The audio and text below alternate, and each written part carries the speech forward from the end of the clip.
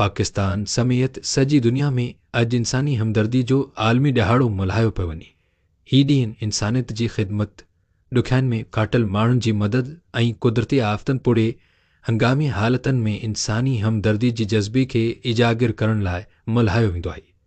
हिन ॾींहं जो बुनियादी मक़सदु दुनिया खे इहो पैगाम ॾियणु आहे त मुसीबत में मुब्तला इंसाननि जी मदद करणु, इन्हनि जी जान ऐं इज़त जो तहफ़ुज़ करणु ऐं बिना कंहिं फ़र्क़ जे इंसानियत जी ख़िदमत करणु असां सभिनी जी गॾियल ज़िम्मेवारी आहे।